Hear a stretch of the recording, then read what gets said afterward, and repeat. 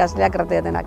Bai, nire osaba, eta ja da 3. belaunaldi bat, ez? Lehenago ematen nien gaztei, gero nire adineko seme alabai, eta guain ja, ez? Ja, bizko bat, ja, urrengo bat, ez? Orduan, bai nik uste dut irakaskuntza, Nafarroko transmisio munduan.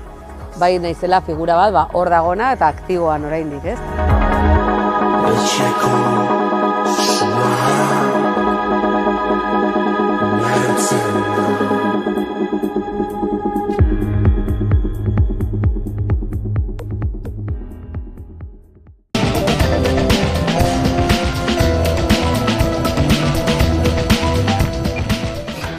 Donostian udaltzain izateko eskaera jakitea ez dela beharrezkoa berretsi du Eskola Autonomia Erkidegoko Justizia Auzitegi Nagusiak eta Administrazioarekiko Auzietako Donostiako epaitegiak abenduan esan bezala udaltzain guztiei euskara eskakizuna betetzera behartzea diskriminatzailea dela esan du. Modu horretan atzera bota du Donostiako udalak abenduko epaiari jarritako helegitea.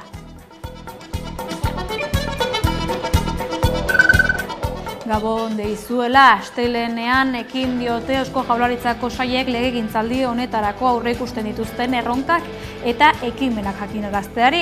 Gasteizko Legebiltzarrean arituko dira hizketan Euskal Autonomia Erkidegoko sailburuak datozen 2 asteetan zehar. Ibone Bengoetxea kultura eta hizkuntza politiken sailburua izan da lehena eta euskal nortasuna mundu mailan kokatzeko beharra azpimarratu du.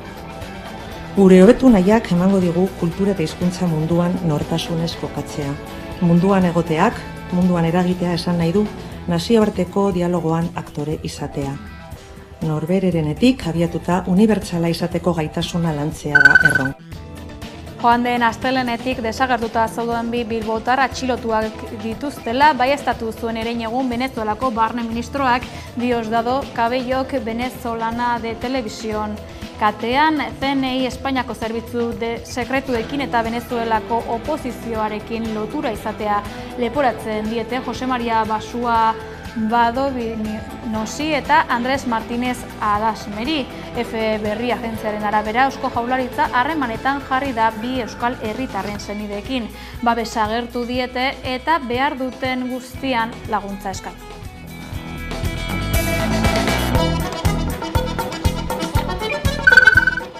Amnistia legea aplikatu diete Kataluniako auziarekin lotuta Bilbon zigortutako 4. Lehen aldia da amnistia legea indarrean jartzen dutena Kataluniatik kanpo. Ez dute ofizioz aplikatu Oskar Sánchez abokatuaren ekimenez baizik. Nazioartean, Donald Trump, Ameriketako Estatu Batuetako presidente izandakoaren kontrako 2. atentatu saiakera izan omen da bart. Gizon bat atxilotu dute Ameriketako Estatu Batuetako zerbitzu sekretuek Trumpen golf zelaian AK-47 rifle batekin haren kontra tiro egiteko asmoa zuelakoan. Dena dela ez da tiroketarik izan eta presidente ohia onik dago berak iragarri duenez.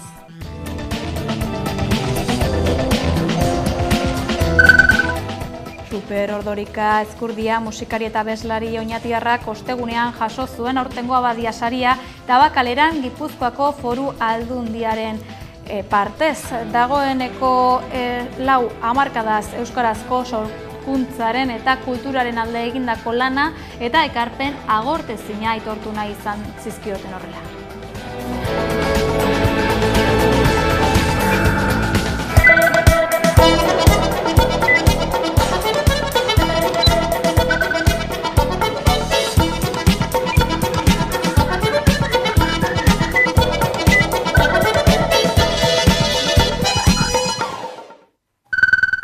Ongi etorri guztioi, epaiek ekinean jarraitzen dute euskararen aurka.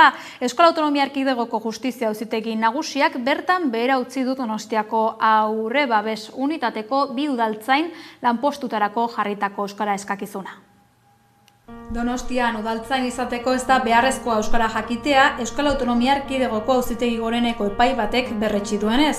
Horrela, Gorenak babestu egin du urtarrilean administrazioarekiko auzien Donostiako 3. epaitegiak plazaratutako epaia udaltzain guztiei euskara eskakizuna eskatzea diskriminatzailea dela esanez eta Espainiako Konstituzioaren 23.2 artikulua urratzen duela berretsiz.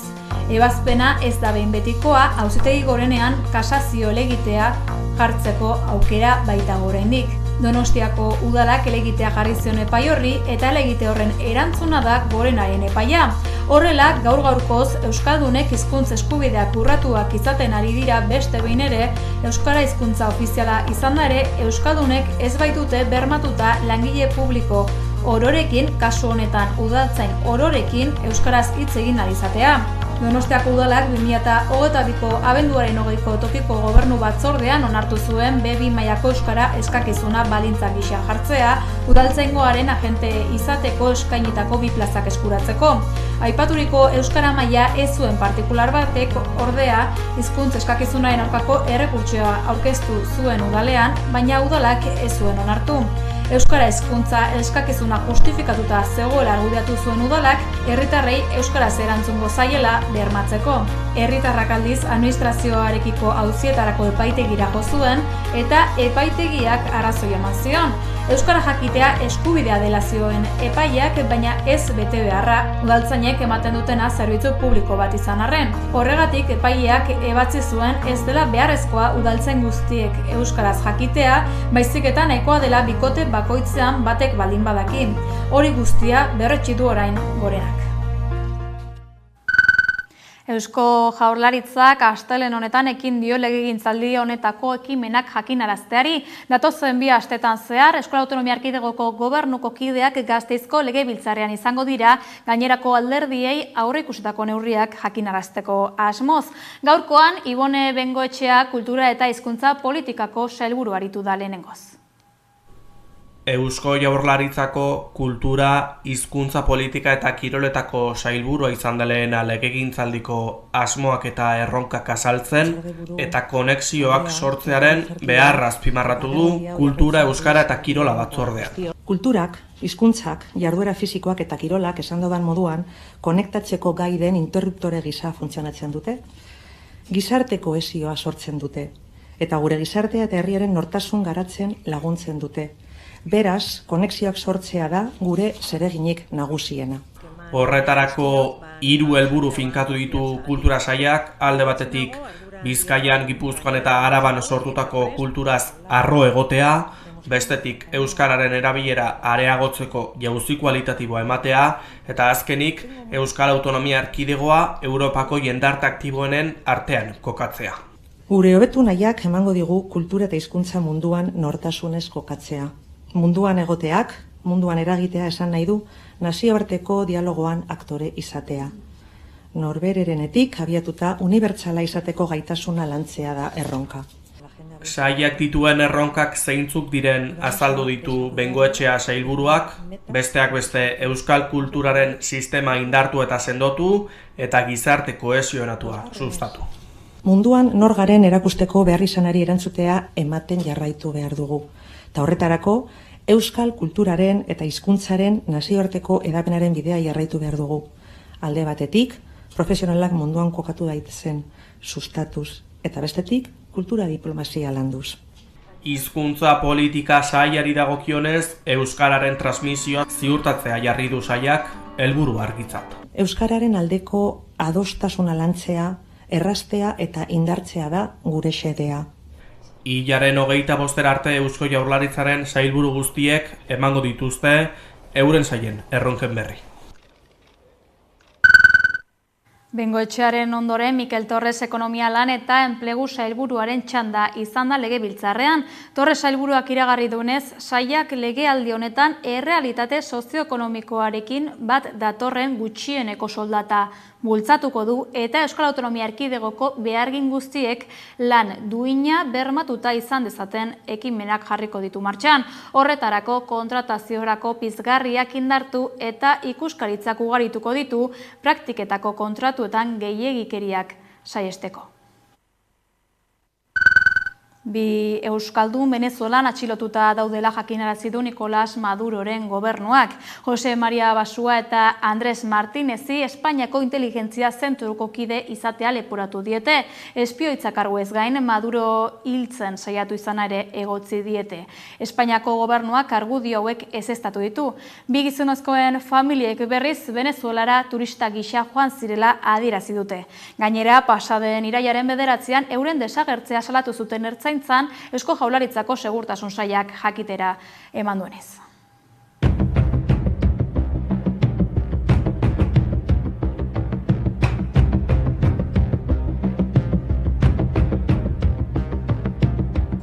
Fueron detenidos recientemente 2 ciudadanos españoles en Puerto Ayacucho.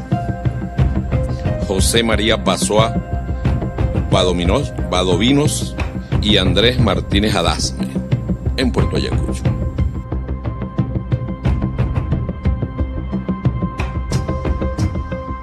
Tienen vínculos, sabemos que van a decir que no, vínculos con el Centro Nacional de Inteligencia de España.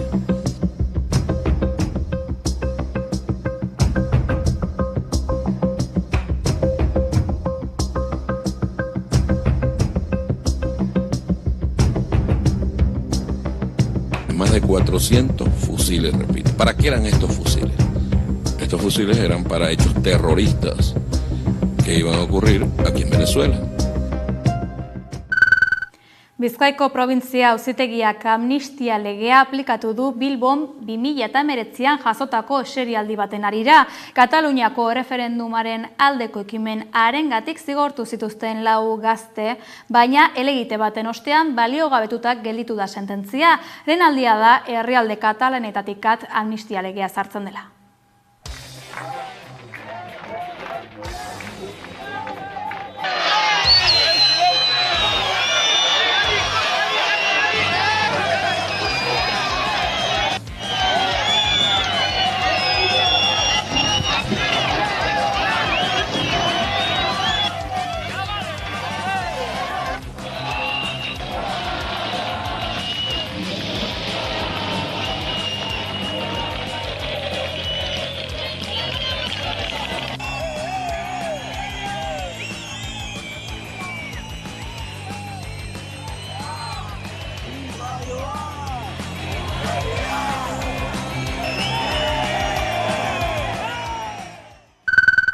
Getxo polemika murgilduta dabiltza eraikuntza sektoreari dagokionez pasaden astetik.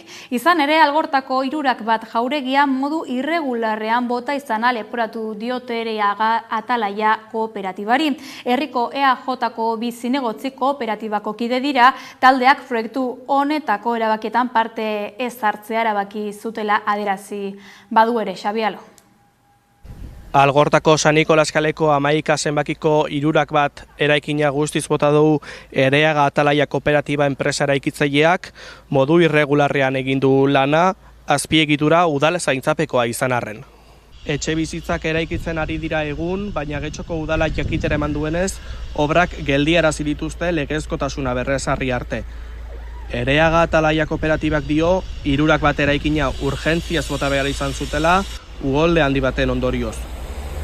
EAJ-ko bi zinegotzi 3 bat eraitsi duen kooperatibako kide dira, baina enpresak berak nabarmendu duenez, bi kideek nahiago izan dute promozioaren erabaki eta kudeaketa tekniko juridikoetan parte ez hartu. Azkenik, Getxoko udala jakinarazi du beharrezko lege neurriak hartu dituela Atalaia Ereaga kooperatibaren kontra, horrek egin dituen legez kanpoko obren aurrean legezkotasuna berrezartzeko. Hondarribiako alardea pasaden irailaren 8an izan zen. Hala, astebete pasa ostean guztion alardeak ospakizun honetan emakume parte hartzea berdintasun egoera izatea helburu duen taldeak, alarde baztertzailea sustatzen duen Hause taldeari kritika egin dio. Adostutakoa betetzea ez ezik, legea eta tradizioa ez errespetatzea leporatu dio. Hondarribiko alarde ospatu zenetik egun batzuk igaro ondoren guztion alardeak alardearen gatazkari irtenbidea eman nahi dion eta emakumek bertan parte hartu ahal izatea defendatzen duen elkarteak gogor kritikatu du alarde baztertzailea sustatzen duen Hondarribiko alardearen ondarea sustatzeko elkartea. Guztion alardeak esan du Hondarribiarrek inoiz baino batasun handiagoarekin bizi izan zutela irailaren 8. Alardeko kide Jaizkibelekoek eta ikuslek elkarrekin ospatu zutela jaia, elkar agurtuz eta elkar besarkatuz. Dena dela Hondarribiko alardearen ondarea sustatzeko elkarteko kargudunek kontrakoa ikusarazi nahi izan dutela salatu dute, eta adostutakoa legea eta tradizioa ez betetza leporatu die guztion alardeak. Alardeko konpainia guztiak alkatetzaren dekretuaren arabera zegokien ordutegian Gernikako arbolan aurkeztu behar ziren Jaizkibel konpainiarekin espazio hori partekatuz. Baina alarde parekidearekin ez nahasteko ez ziren agertu gainontzeko konpainiak. Horren aurrean guztion alardeak adierazi du alardeko agintarien helburua hasieratik izan zela Gernikako arbolan izango zen nahasketa naturala saihestea. Gainera ziurtatu duten inor sinesten ez duen aitzakia bat erabili zuten, segurtasunarena. Ildo horretan adierazi dutenez paradoxikoena da alarde baztertzailekoak izan zirela segurtasun arazo hori eta tentsio igoera hori sustatu zutenak, azken urteetako presio kanpaina bortitzanetako bat antolatuz. Guztion alardeak mehatxu orokorrei buruz ere hitz egin du alarde baztertzailekoek hilaren 8 baino lehen argitaratu zituzten hainbat komunikatutan plazaratu direla uste izan baitute. Horren adibide gisa idazki horietako batean agertzen den esaldi bat jarri du, non elkarteak ziurtatu zuen neurri legal eta sozial guztiak hartuko zituela. Guztion alardeako hartarazi zuen ez oso larriak dira zabaldu diren mezu toxikoak eta gezurrak, pertsona zehatzei egindako mehatxuak eta alardeko hainbat soldaduren kanporatzea. Guztion alardeak adierazi du irailaren 8 Nahosek orain arte ukiezinek ziruditen marra gorri guztiak gainditu zituela. Osakidetzak bronkiolitisaren aurkako txertaketa kanpaina jarri du martxan. Haurrei zuzenduriko kanpaina da eta jaioberriak 3 hilabetetik beherako txikiak, goiztiarrak gaixotasun kronikoa duten 2 urtetik beherako haurrek jasoko dute dosia. Bronkiolitis akutuaren ondorioz jasotako ospitaleratzeak 50% jaistea da ekimen honen helburua.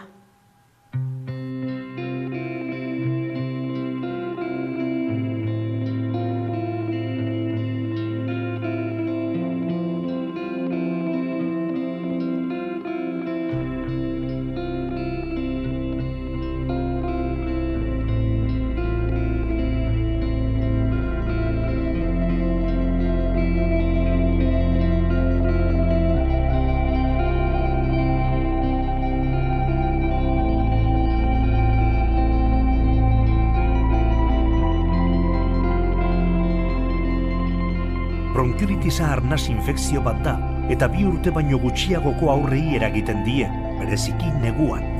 Hasieran, katarroaren sintoma berak ditu, baina egun gutxira aurra arnasteko zailtasunak izaten hasten da, eta hartualdietan nekatu egin daiteke. Suturreko mukien eta listuaren bidez kutsatzen den infekzio viral bat da. Ez kutsatzeko eskuak garbitzea ezinbestekoa da. Horrez gain, tabakokea saihestea eta aurra haurtzaindegira ez eramatea gomendatzen da.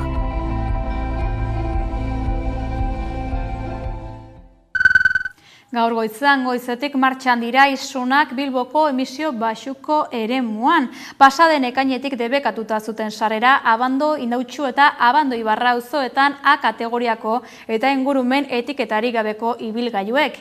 Hala ere, orain arte ohartarazpenak besterik ez dituzte jaso neurria errespetatu ez dutenek. Astelehen honetatik aurrera aldiz 200 euroko isuna ordaindu beharko dute. 3 hilabeteko egokitzapen aldia igarota, Bilboko udalak gaurtik aurrera jarriko ditu isunak emisio gutxiko eremuan sartzeagatik. Araua ekainaren 15ean jarri zen indarrean eta ordutik sarbideen kontrola martxan egon da, baina isunak jarri beharrean ohartarazpenak bidali dizkiete araua urratu dutenei. Abando, Indautxu eta Abando Ibarra dira mugatutako eremuak eta lanegunetan asteleenetik barikura goizeko 7 iluntzeko 8 arte egongo da mugatuta salbuespen. Beraz, ezin izango da emisio basuko eremuna sartu, 2000 urtea baino lehen matrikulatutako gasolina motorra duten ibilgailuak eta 2006 urtea baino lehenagoko matrikula duten dieselak.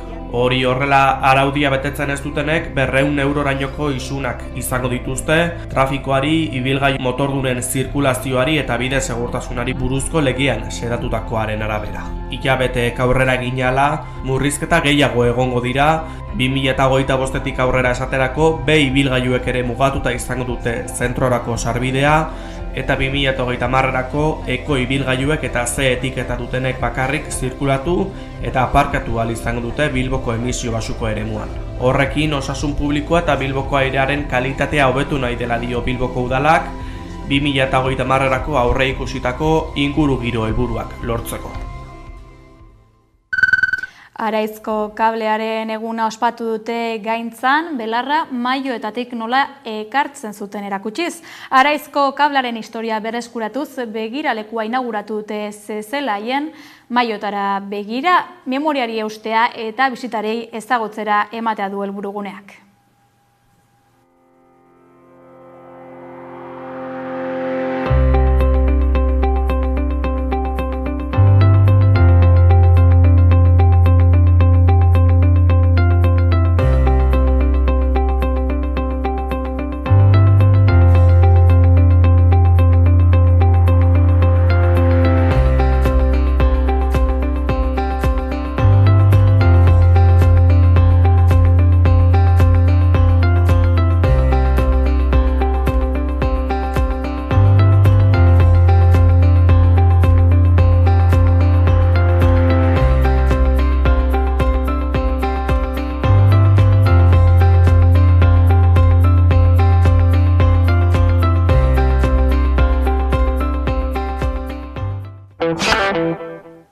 Ekonomiari dagokionez, Arabar Errioxako ardoaren salmentak 4,4% egin du bera mundu mailan 2024ko lehen 5 hilabetetan. Urte amaierarako 254 milioi litro ekoiztea espero da, 2023an baino 123 litro gutxiago. Eusko Jaurlaritzak sektorearen egoera global zaurgarriari egotzi dizkio datu horiek. Arabar Errioxako ardoaren salmenta 4,4% jaitsi da mundu mailan urteko lehendabiziko 5 hilabeteetan. Urte honetan 254 milioi litroko ekoizpenarekin amaitzea aurre ikusten da. Pasaden urtean baino 123 milioi litro gutxiago. Datu hauek Amaia Barredo elikadura, landa garapen, nekazaritza eta arratza sailburuak jakinarazi ditu Arabako Errioxako mahats bilketaren 29. edizioan. Sailburuak adierazi du ardo ekoizpen sektorea egoera global zail batean dagoela. Inflazioa, tentsio politikoa eta garraioaren eta horniketaren krisiarengatik besteak beste. Sektoreko ekoizle txikiak eta kooperatibak dira batez ere krisi honen ondorioak pairatzen ari direnak. Barredo sailburuak adierazi duenez, Eusko Jaurlaritzak laguntza puntualak emateko tresna berriak garatuko ditu intereseko merkatuan eta merkataritzan neurriak garatzeko eta sektoreari finantza laguntza emateko. Bestalde, Arabar Errioxako ardoa Euskal Herriko merkatuan indartzearen garrantzia azpimarratu du Barredok. Ostalaritzan ohiko eskaintza bilakatu behar dela adieraziz. Bukatzeko belaunaldi berriei laguntza ematea funtsezkoa dela adierazi du sailburuak eta bere sailak hauek babestuko dituela baieztatu du.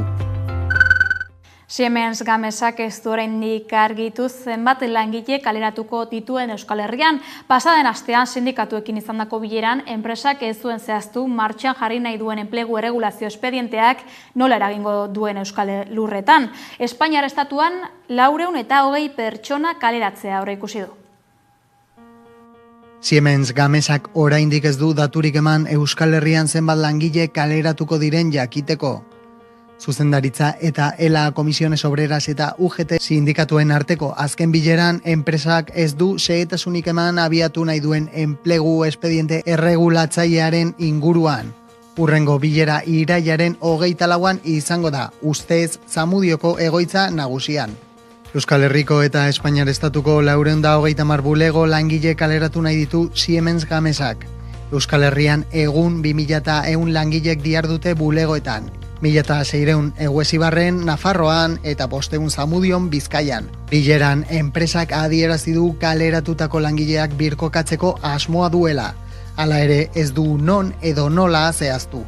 Ela sindikatuak adierazi du ez duela kaleratze bakar bat onartuko. Enpresan ez dagoela inor soberan babesten dute. Izan ere, sindikatuaren esanetan, Siemens Energy enpresako jabeak langileak behar dituela publikoki adierazi du.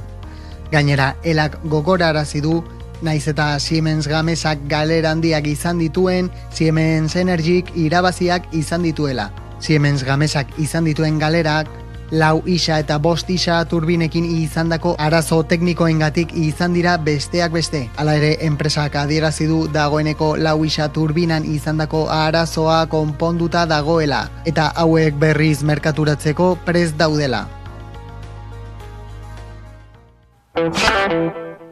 Nazioartean, Donald Trump Ameriketako Estatu Batuetako presidente hautagaiak bigarren atentatu saiakera bat jasandu ustez. Floridako bere etxe ondoko golf zelaian izan da gertaera eta atxilotu dute jada ustezko erasotzailea, 58 urteko gizonezko bat.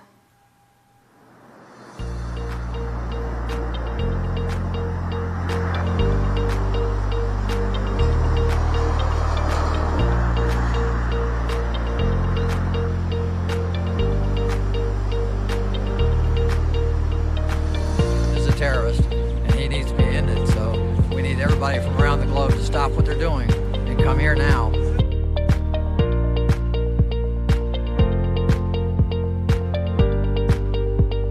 Former President Donald Trump is safe and unharmed following a protective incident shortly before 2 p.m. on Sunday at Trump International Golf Club at West Palm Beach.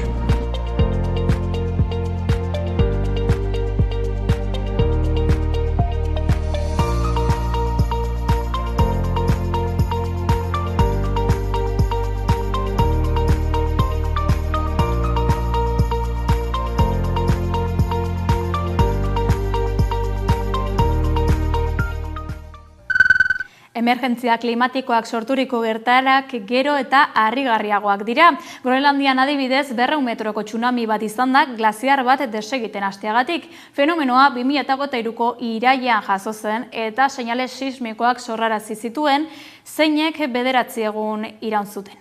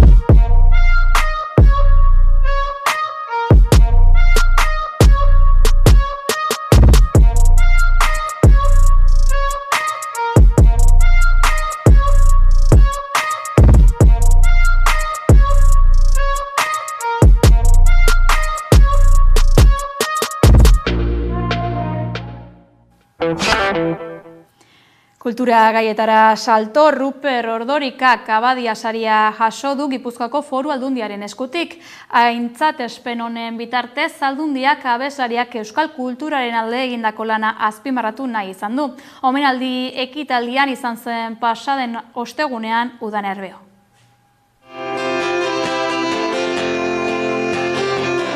Hamarkadaz euskarazko sorkuntzaren eta kulturaren alde egindako lana aitortu Abadia saria eman diote Rupert Ordorikari Tabakaleran egin duten ekitaldian. 80ko hamarkadan argitaratutako lehen disko haietatik abiatuz kantagintzaren eta rokaren soro zabalean makina bat abesti eta hitz eman dizkio euskarari. Bere musikaren eta ahotsaren bitartez, iturri anitzetatik edanez, euskal kantagintza muga berrietara zabaldu du Rupert Ordorikak. Unibertso propio bat sortu du, euskaratik eta euskaraz beti. Mugarriz mugarri eraikitzen ari den ibilbide horri esker, sormen eta kultur erreferentzia aberatsak eskaini dizkio euskal hizkuntzari eta euskal kulturari. Diputatu nagusiaren eskutik jaso du Abadia sariaren oroigarria Ruperrek. Aurreko belaunaldiaren lana goraipatzeko probestuna izan du. Hein handian haien gandik jaso nuen barru-barrutik mintzo zitzaidan mundu bat, nire musika gustuekin bat egin zezakena. Anton Abadiak esandakoa oroitu du Ruperrek, herri kulturak eta gurea bezalako hizkuntzak laguntza antolatua behar duela. Euskarazko sorkuntzaren munduari begira jarrita piramidaren oinarrien egon beharrean, euskaraz sortu nahian duinki iraunezinik dabilen egila piramidaren bertize menderan kokatzen dela azaldu du. Bistan da piramide horrek ez duela orekarik, eta sortzaileari behar duen lekua eman behar zaiola herri honetan. Mendozaren esanetan euskararen bizi berritzen asmatu beharrean gaude erabileran eragiten, eta horra hor nabarmendu du euskaraz sortutako kulturari eman beharreko bultzada. Guztion artean, indartu dezagun euskarazko literaturak, musikak, ikusentzunezkoek eta oro har euskarazko arteak euskaldunon bizitzetan duen eragina eta presentzia. Tabakalerako Prisma aretoan euskalgintzako eta euskal kulturgintzako ordezkaritza zabalaren aurrean jaso du saria Ordorikak.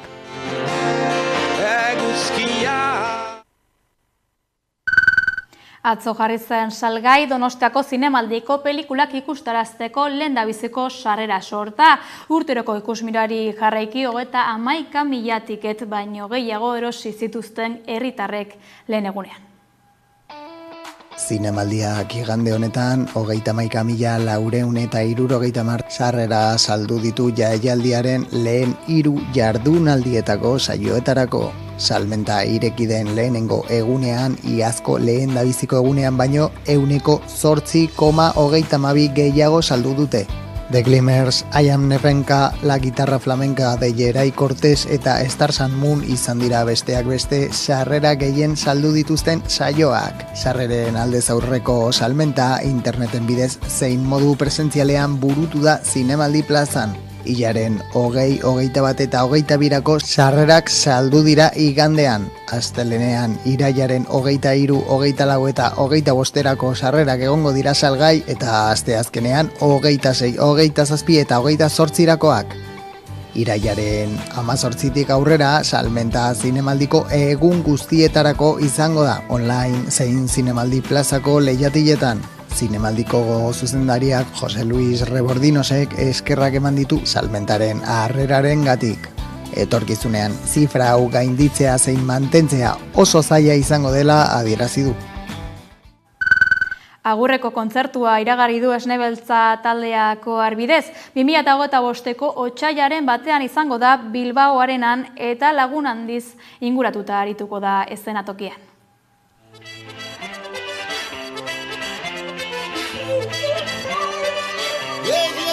Guazen bai Esne Beltza, Xiberlutz, Rockyman Denak eskia jaidia duai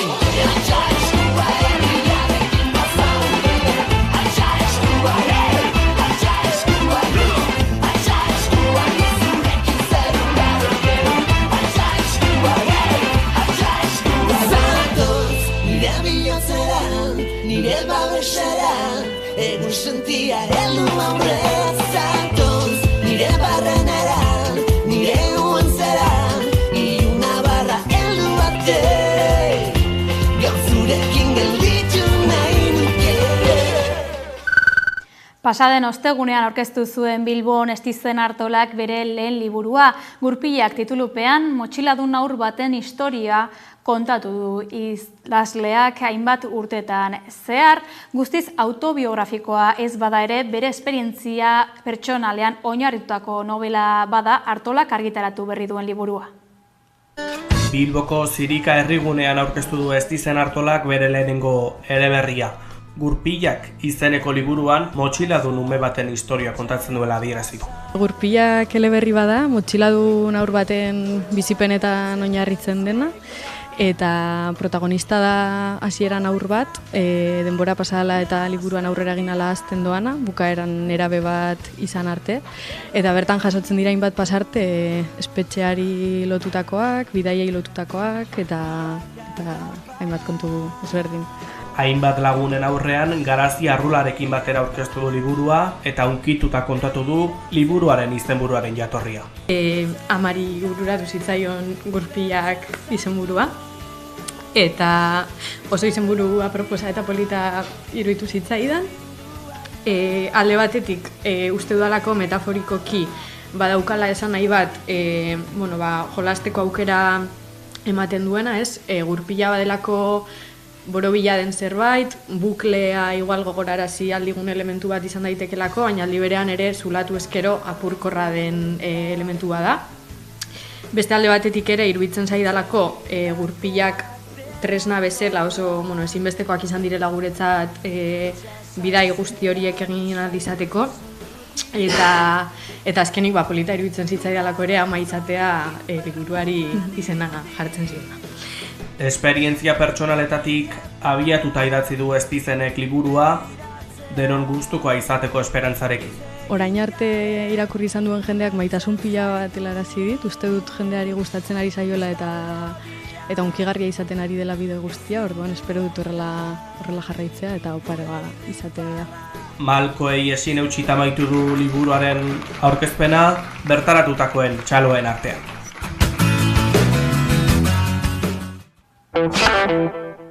Kirol sailean gure kolaboratzaile Jon Hernandez datorkigu azken egunetako berriei buruz mintzatzera. Gaurkoan estropadak, futbola eta golfa dira protagonistak. Kaixo, zer moduz kirolari dagokionez, arraunarekin hasi behar dugu. Urdaibaik bereganatu zuen Portugaleten jokatu zen El Corte Inglés bandera eta denboraldi historikoa borobildu zuen horrela. Euskolabel Ligan jaun eta jabe izan da, Kontxako bandera nagusitasunez irabazi zuen pasaden astean eta 14. garaipena lortuta marka berria ezarri du. Halaber, talde batek denboraldi berean inoiz lortu duen puntu markarik onena egin du, 227 puntu. Ligako azken jardunaldia emozioz handikoa izan zen. Lehen txandan arituta, Hondarribiak estropada oso ona egin zuen, eta 20 minutu baino gutxiago behar izan zituen lanak amaitzeko, 19 minutu eta 52 segundu hain justu ere. Horren bestez, Portugaleteko bandera eskuratzeko lehian sartu zen bete-betean. Kostata eta palak etengabe indarrez astinduta, Bou Bizkaiak 3. luzean kendu zion lehen postu Hondarribiari, eta Orio eta Donostiarrerekiko alde handitu zuen. Horrela, Urdaibai 227 punturekin gailendu zen Euskolabel Ligan, bigarrena izan da Zierbena eta 3. Donostiarra. Bou eta San Pedro berriz mailaiz jaitsi dira. Atxoko estropadaren aurretik Euskolabel Ligako playoffak jokatu ziren, eta Aresek eta San Juanek lortu zuten datorren denboraldian gorengo mailan lehiatzeko plaza. Futbolan, berriz, Atletikek oso garaipen garrantzitsua lortu zuen Kanari Handian, Las Palmasen aurka 2 eta 3. Sanzetek eta Nikoku lehen zatian sartutako golei esker, Jauregi Zaharren txartel gorriak zaildu egin zuen Lehoien bigarren zatia eta Paredesek gola sartu arren sufritzea tokatu zitzaielako. Horrela gauzak bilbotarrak 7 puntu dituzte eta Europako postuetara hurbiltzen dira. Beste alde batetik, Realak partidu dotorea jokatu zuen larun batean Real Madrilen aurka noetan, baina ezin izan zuten puntu bat ere lortu. Vinicius eta Mbappé golak sartu zituzten 2 penaltiei esker eta iskanbila desente antolatu zen. Bereziki, bigarren penaltia ezelako oso garbia izan. Orain, Donostiarrak Mallorcaren aurka jokatu beharko dute astearte honetan, eta garaipena lortzeko behartasuna nahiko handia dute. Azkenik, Alavesek 3 eta 2 galdu zuen Espainolen aurka larun batean RCD Stadium jokatutako partidan. Javi Puadoren 3 golek azkena penaltiz, baliorik gabe utzi zuten Tomas Konekirin gola eta Babasarroen bigarren porrota eragin zuten, naiz eta Tenagliaren golak azkeneraino borrokan mantendu zituen. Kirola aldatuz, txirrendularitxari buruz hitz egin behar dugu. Pello Bilbao bigarrena izan zen Tadej Pogačarren irabazi zuen Montrealeko sari nagusian.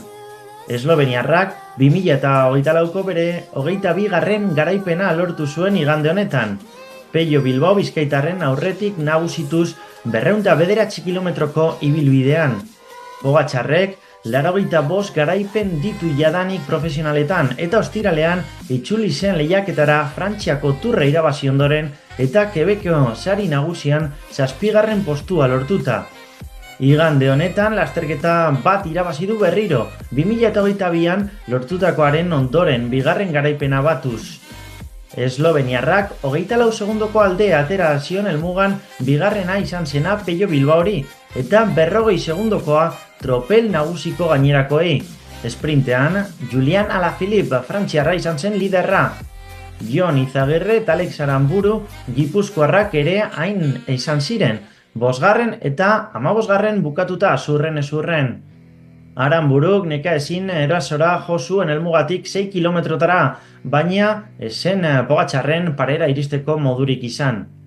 Eta bukatzeko golfean Jon Rahm bizkaitarrak irabazi zuen 2024ko Live Golf tituloa igande honetan, Chicagon denboraldiko azken txapelketa irabazi ostean. Guztira $22 milioi saria irabazi zuen, 18 aurten zirkuitoko munduko txapeldun izateagatik eta 4 azken garaipenagatik. Barrikakoak -11 txartelarekin amaitu zuen Bolingbrook Golf Klubeko txapelketa, 3 kolpeko aldea aterata Sergio García Espainiarrari eta Joaquin Niemann Txiletarrari. Rahm 2024ko denboraldiko lider bezala iritsi da denboraldiko azken itxordura. Niemann aurkari bakarra zuelarik tituloak kentzeko, txiletarrak euskaldunak baina emaitza hobea behar zuen gainditzeko. Hamaika dira Euskal Herri osoan euskaraz berba egitea helburu duten taldeak. Ikasturte berriari begira, martxan dira berriz ere mintza praktika taldeak eta horietako bat dugu esaterako Eibarko herrian berbetan egitasmoa hitz egiteko gurean dugu Maider Aranberri eta Kitxo Euskara elkarteko euskara teknikaria. Ongi etorri Maider. Arratsaldeon. Arratsaldeon zuri ere. Astean behin helburu batek batzen ditu hainbat herritar Eibarko kaleetan euskara praktikatzeak. Hori da eta Kitxo Euskara elkarteak berbetan mintza praktika programaren bitartez eskaintzen duena. Ez da ala Maider? Hori da gure helburua, zuk esan duzun bezala berbetan mintza praktika programa da, euskara praktikatzeko beharra dakenei eskaintzen ditzen txoko bat eta bagoiaz ja 20 urtetik gora programakin eta indartsu eta sendo. Esan bezala, 20 urte ditu programak, duela urte desente hasi zenuten egitasmoa da berbetan, 2002 urtean hasi eta gaur daño hain zuzen, nola sortu zen, konta eguzu? Pizkat demanda edo euskara bati erantzuten sortu zen, hurbiltzen zen gure euskara elkartera jendia, adibidez euskaltegi zen euskara ikasten ziar duena, baina gero ezekan hazinekin praktika euskara, inguruan ezekalako nire euskaldunik, ez familian, ez lanian, ez kuadrilan, edo beste batzuk igual, nahiz eta ama hizkuntza bai izan euskara, errestasuna hitz egiteko errestasuna galdu zebelako, eskatzen zen praktika hori, edo titulu ateratzeko, edo lagun berri sakaitzeko. Orduan, helburua bat edo beste izan, eskaintzen duguna da euskara praktikatzeko aukera, beti begiro lasai, natural eta informal baten, eta horren hasi ginen, eta joan ginen inguruko herrizetara, martxan, alako programak martxan zituzten beste herri batzuetara joan ginen, bertatik bertara ezagutzeko zelan funtzionatzen zen, eta hola zen, pixkanaka, indala 22 urte, herriko euskaltegi isekin elkarlania jarri genduen martxan berretan programa. Gaur egun gainera aldaera desberdinak sortu dira, ez da? Azkenean 22 urteko ibilbide luze honetan, premia desberdinak somatzen joan gara, eta orduan hor aldaera edo beste adartxo batzuk sortu ditugu berbetan programaren barruan. Hor adibidez, gurasoak berbetan dakagu, familia girua eta kuadrilla girua euskalduntzeko programaz, azkenean euskararen transmisioan familiaren eremu estrategikoa da, eta hor pixka da familiekin lantzen dugu, mintza praktika ez horren beste, baina beste tresna batzuk erabiliz, nahi duguna da pizkat kontzientzia familiak eta kontzientzia gurasoak eta etxekoak, ze importantia den azkenean gure seme-alabei jarrera positiboa erakustia euskararekiko eta eredu izatea. Azkenean amatxo eta aitatxondako importantia den hori, importantia izango da seme-alabentzako. dinamika desberdinak erabiltzen ditugu, gero ongi etorri programa dakau, euskara tutik ulertzen ez daben etorri berrizentzat, baina da programa bat pixkat gerturatzeko euskarara, euskal kulturara, gure ohituretara, gero igual zein edaki salto emateko euskara ikasten hasteko, ezta? Eta gero Ibarren beste herri askotan moduan bizitza sozial handia dakagu, bai denda, komerzioetan eta ostalaritzan zer esanik ez.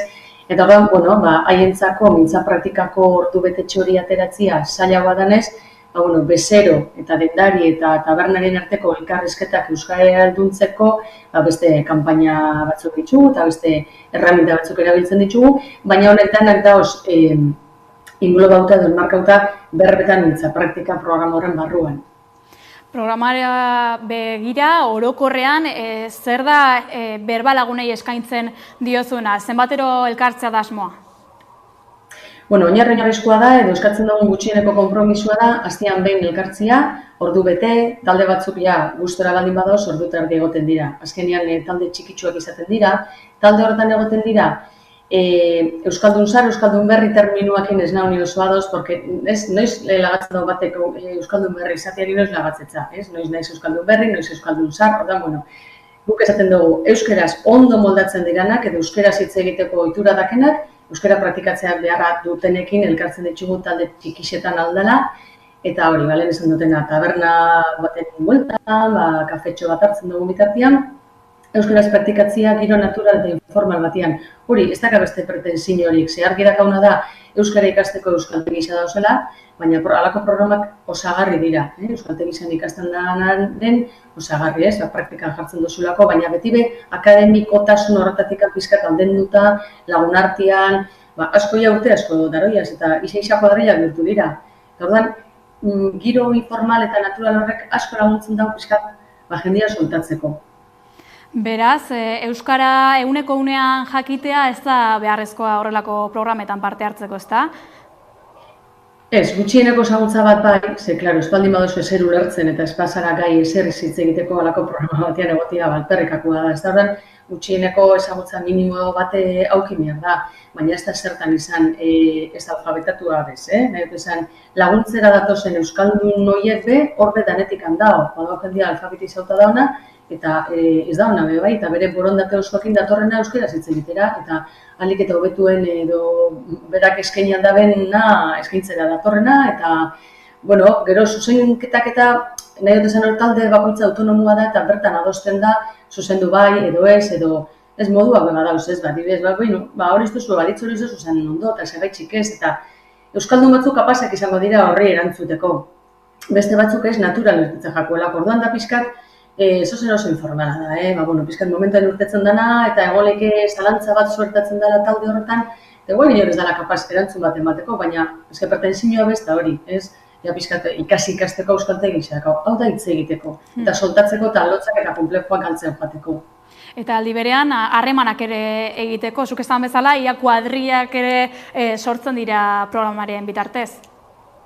Bai, pentsau, taldekide batzuk edo talde batzuk badoiaz izango dizutu gana, urte. Eta horren, horregia izako darria bihurtu dira eta bitzen dituzte planak euren kabuz bai, baina badau jendia, lehen komentatzen genduan, ez da, bai euskerakin edo euskal kulturakin, euskal giruakin azken batean, dakan kontaktu bakarra programa honen bitartez da, inguruan ez dakelako alakorik. Orduan, bada modu batez, jende horri emateko aukera, euskal girua eta euskal ohiturak eta beste gure mundutxo haue ezagutzeko, ez da? Eta orduan, jendeak lagun berrizak eitzen ditu eta lagun euskaldunak, gire euskaldun batean. Beraz bakoitzak, arrazoiak izango ditu taldera joateko, zenbat talde daude Ibarren? Esan bezala, talde ugari daude, batzuk urte luzez elkartzen direnak, beste batzuk berriak ere izango dira?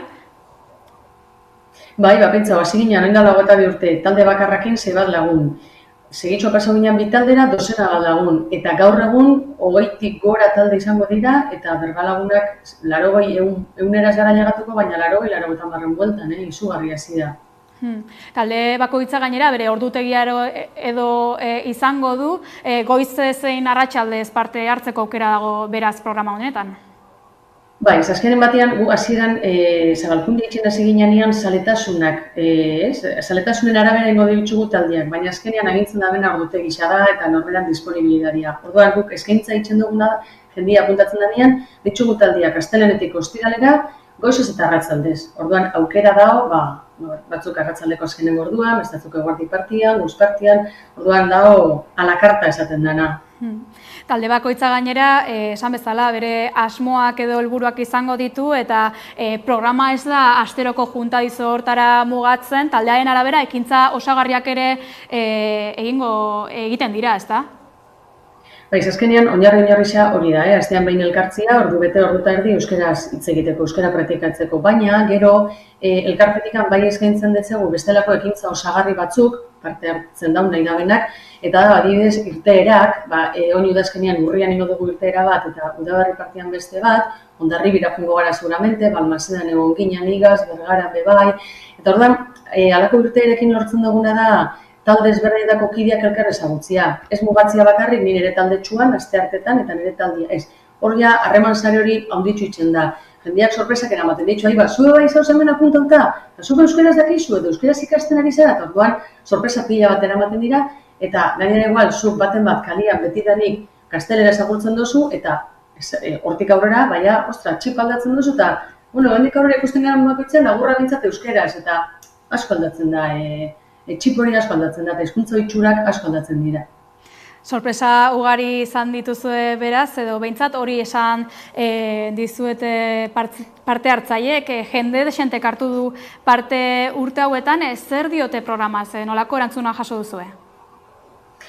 Ez bakarrik Eibarren, gure esperientziak eta ibilbide luze honekin asko ikasi dugu, baina orokorra da, datu bat emango dizuet, ze Euskal Herri mailan indarra ondixeakan mugimentua da. Astero Euskal Herrian 6.000 o 7.000 ez dakit diran persona elkartzen dira astero euskara praktikatzeko.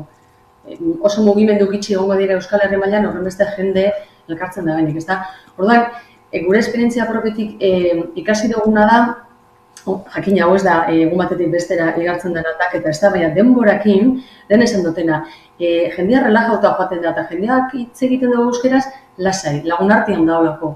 Ordan, komplejo eta lotza horrek gelditzen baten dira pixkanaka, eta bai komentatzen deskuena da, hori hori lasaiago irtetzen naiz, eta 20.000 baldin manoia, edo denda batera zerbait eskatzera, edo euskeraz salto hori arreza goitzen dabe, eta hasieran bildurrak joango dira, baina gero ez da konfiantza gehiago hartzen dabe, eta ordan, ausartauak bihurtzen dira, eta egunerokotasunean ausartzen dira euskera geroz eta gehiago erabiltzera.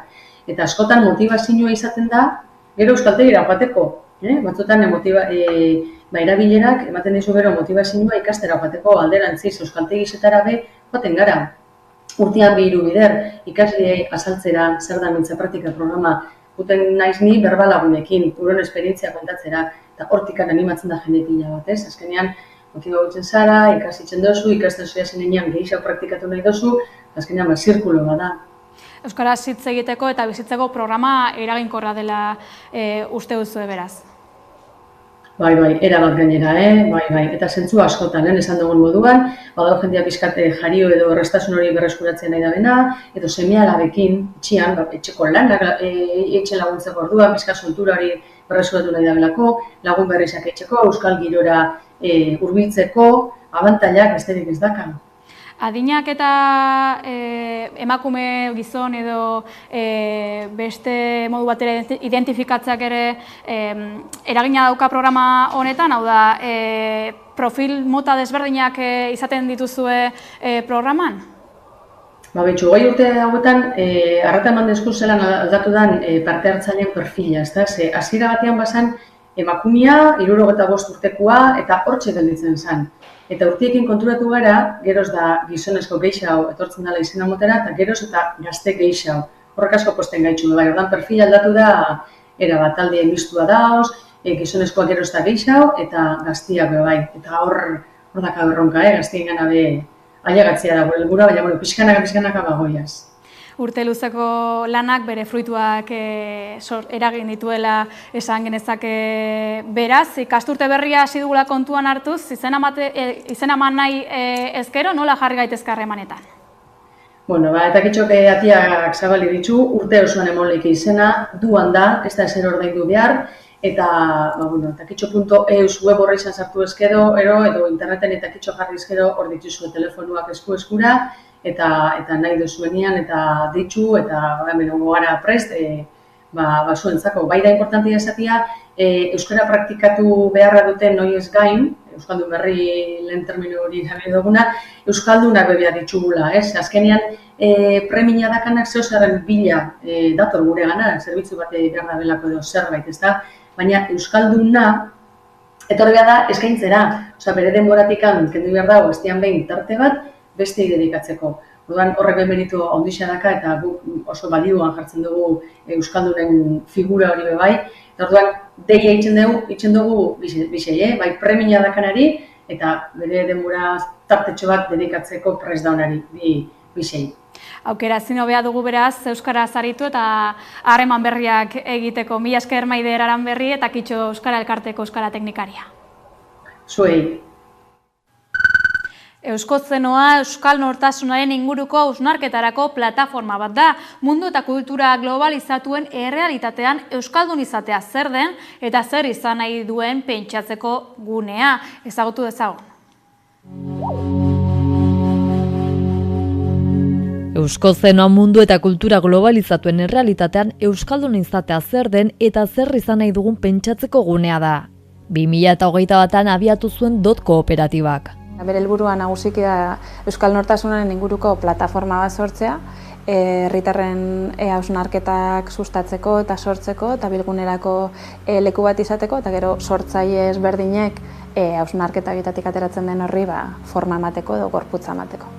Bada Arantzazu Euskozenoaren laugarren hausnarketa eta sormengunea izan da. 4 euskal gazte referentek eta 4 fraidek hausnarketa partekatua egin dute gai honen inguruan. Nolakoak izango dira etorkizuneko euskaldunak? Frantziskotarrek, Euskozenoan, egin diren solasaldi ezberdinetan esaten duten bezala, agian beraiek ez dakitela zer daukaten irakasteko etorkizunak kezkatzen dituen gazteei. Baina bai dute zer transmititu, ze Arantzazun jaso delako nolabait, ez? Badaude istorio asko, historia handi bat osatzen dutenak, eta badaukate lekuko bat, bizipen asko elkartzen dituen lekukoa, eta hori izan da, ez? Solasaldi hori, dialogo hori, sortu nahi izan dugu, uste dugulako badagoela zer esana Arantzazutik ere. Euskalduntasunaren irudi kolektibo berriak eraikitzen jarraitza helburu gazte galderabanarekin jo dute fraidengana. Egia esan 4 eremu ezberdinetan egin duten bat arte garaikidearen inguruan Arantzazuk duen historiari buruz, beste bat euskera eta euskara batuaren inguruan eta kulturaren inguruan, espiritualitatea eta naturaren inguruan eta etorkizunaren inguruan modu generikoago batean. Eta egia esan oso konexio bereziak eman ziren gazte eta fraiden artean. Duplako gari jartzen duzu abeslaria frantziskotar batekin euskara batuaren sortzaile talde batean egontzen eta hor sortzen diren zubilanak, zubigintzak, balioa ikaragarria du, bai batarengan eta bai bestearengan, ez? Eta beraien mundu eraketan, begiradan. Bueno, nik esan behar dut, proiektu honetan ustekabe ibili naizela, baina neure aldetik ustekabez esan ziren, bada enpresa bat DOT izenekoa, eta gainera azpien puntutxu bat du. Ingelesa jakin behar da hemen orduan. Gero esan ziren, eta proiektuak Euskozeno du izena, Euskozeno, ozea, raroa. Pliozeno eta antropozeno, eta horren ondorengo garai zera bat izango, eta Euskozeno hau, bueno. Eta gero, eta Arantzazutek egin behar du. Arantzazutek egin behar du nola etorkizuneko Euskal Herria amestu eta irudikatu. Iruditzen permeran. Eta gero, eta zeuk eta elkarrezketa batzuk egin behar dituzte, Arantzazuko fraileekin eta zutarteko ere bai. Nire zalantzatxoa, baina bertatek eman nuen baiezkoa. Eta gero, eta gainero hitz egin behar duzu, zearekin dupla izeneko talde batekin, duple izena. Dupla bikote, kantari boikotia, bere ala internetera, zein den dupla izena. Eta nire aldetik, Gari Uriarte, Garirekin ikuste bere ala eukin nuela, sintonia bat sortu zela, hitz egin genuen, batez ere euskera aldetik, hori izan zian zuek euskera aldetik, Arantzazu euskera, eta euskera aldetik, eta jakina, bereiek euskera erabiltzen dute, baina Arantzazuk erabili izan duen euskera akademiko hortatik pizkatxo bat aparte, hau da gazteentzako, eta hori izan zen interesantia, hain zuzen, euskara batu, euskara akademiko, euskara zera hortan normalizatua, eta beste euskara formak nola konektatu behar duten eta beharrezkoa diren euskara bizia nahi baldin badugu. Hau izan zen eta uste dute, adiskidek gelditu ginela uste dute elkarrezketaren ondoren, Gari eta biok. Iraganetik ikastekorik badugu gaur egungo erronkei erantzuteko, eta Arantzazu bada horretarako gune. Testuinguru horretan Euskozenoak bere bidea egiten jarraituko du horrelako beste gune batzuk sortuz, euskaldunen etorkizunaren inguruan amesten jarraituz.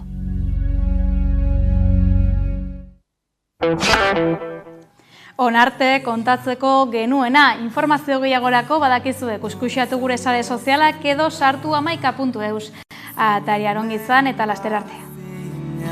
Zauden momentoetan, aspaldiko hitzetan, esan gabe dauden guztiak, erantzun zaren leiuan amaieran aurkitu ba, hasiera berrien zalantzetan, heldu nahian nabil, korrika jungo deren edo berrize altzetik, hemen ozu gehatu ezkero, heldu nahian nabil, korrika jungo deren edo berrize altzetik, hemen ozu